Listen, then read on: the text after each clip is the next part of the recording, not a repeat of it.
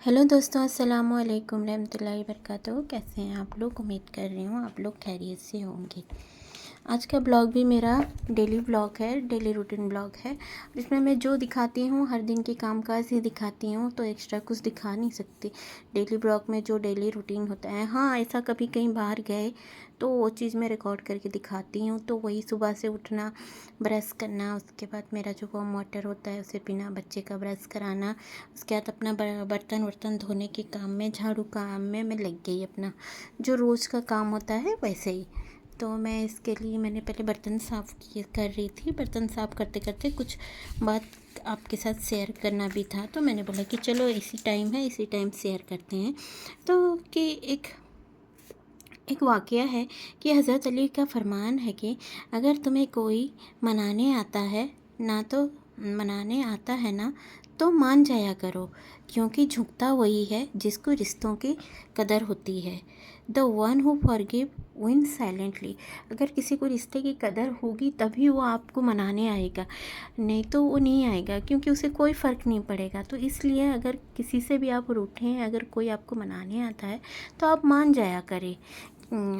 तो मान जाना ही ये है सबसे बड़ी मतलब बात होती है। और उस वो इंसान के लिए रिश्तों की कदर होती है, तभी वो आता है आपको मनाने के लिए।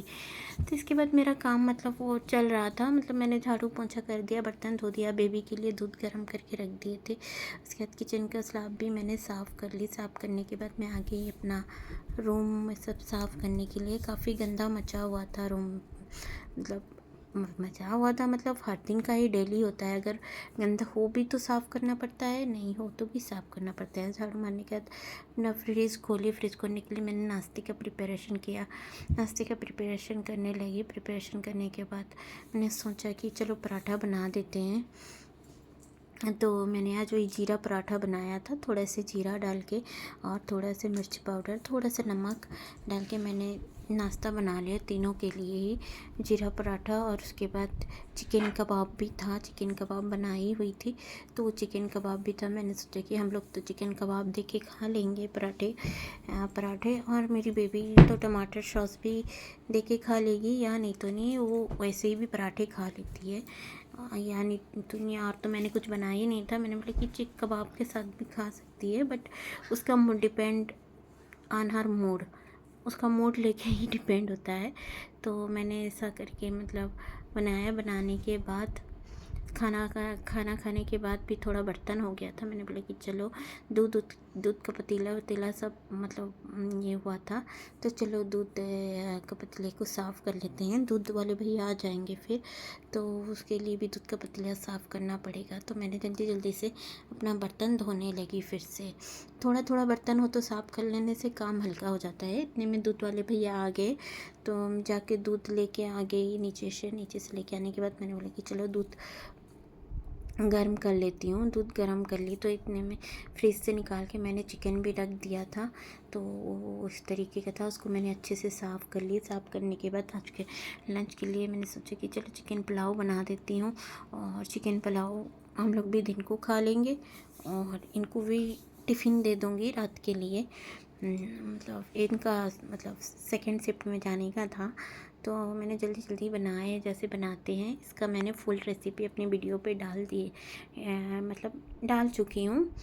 तो इसके लिए मैंने चिकन पुलाव बना दिया। उसके बाद आके मेरे बेडरूम को सजाने, बेड को सजाड़ा, बेड मैसी होके पड़ा हुआ था। तो उसके बाद ऐसा सब सामान ऊपर धरा था, बेबी का बुक वगैरह, तो उसका खिलौना वगैरह वगैरह भी सब धरा था, तो उसको भी अच्छे से मैंने साफ़ किया। साफ़ करने के बाद नीचे देखिए, नीचे का जो फ्लोर बेड था वो भी काफ़ी गंद हुआ था, तो उसको भी मैंने साइज करके रख दिए। मैंने कि चलो ये सब साइज करके रख देने वाली कुछ ही देर के लिए हो, मतलब साफ़ सफाई अच्छा ही लगता है। और मुझे भी पता है, आपको भी मालूम होगा, अगर आपके घर में बच्चे होंगे तो वो कुछ देर के लिए ही होता है, फिर जैसे को वैसा मतलब ये हो जाता है।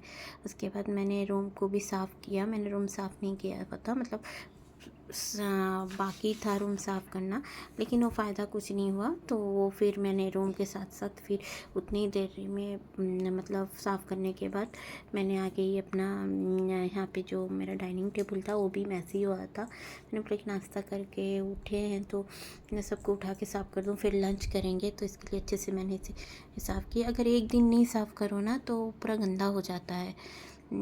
तो आप सबके घर पे भी ऐसे ही होता होगा। उसके बाद मैंने देखा कि बाहर का जो बेड है वो भी मैसी होके पड़ा हुआ था, पूरा सब कुछ उसका बुक वुक वगैरह सब कुछ था। तो उसे भी मैंने साफ़ करने लगी। मेरे चलो इसे भी साफ़ कर देते हैं। साफ़ करने वक्त थोड़ा हल्का सा महसूस होता है, नहीं तो नहीं जैसे कि सर के ऊपर बंडल ऑफ प्रेशर या फिर कुछ सामान सर के ऊपर धरा हुआ है, बोझे के जैसा लगता है। तो उसके भी साफ़ कर लिया। साफ़ करने वक्त मतलब बहुत अच्छा लगता है, मतलब घर वो जितना देर के लिए हुए कुछ तो अच्छा लगता है। तो इसलिए मैं हमेशा ही साफ़ सफाई के ऊपर ज़्यादा ध्यान देती रहती हूँ। तो ये नीचे भी पड़ा हुआ था बुक वगैरह, तो उसको भी मैंने फिर उठाया, क्योंकि अभी सुबह ही मैंने साफ़ किया था। फिर 1 घंटे के अंदर फिर जैसे को ऐसा ही मेरी बेबी करती थी, फिर से मैं उसे बाहर उठा के साफ़ करने लगी। मतलब दिन भर में करीब 2-3 बार मेरा ऐसे ही चला रहता है रात तक। फिर रात को सोने वक्त भी मैं साफ़ करती रहती हूँ। ये खाना बनाने वक्त तेज पत्ता पड़ा था, बे लीफ जो होता है, उसको भी लाके उसने बाहर डाल दिया था, ये पड़ा हुआ था, उसे मैंने साफ़ किया। साफ़ करने के बाद मेरा, आप वीडियो देखते होंगे, सिर्फ साफ़ सफाई में ही वक्त जाता रहता है। फिर मैंने बाहर का देखा, बाहर का भी मतलब गंद हुआ था, तो उसको भी मैंने अच्छे से साफ़ किया, क्योंकि बारिश हुआ था। यहाँ पे अभी कंटिन्यू बारिश चल रहा है, मतलब दिन भर बारिश नहीं होता, मतलब फिर रात में हो जाता है या फिर शाम में होता है। मैक्सिमम टाइम 8 o'clock के बाद ही होता है। तो काफ़ी गंदा हो जाता है, क्योंकि हमारा ऊपर का जो स्टेयर का जो छत होता है वो छत नहीं है।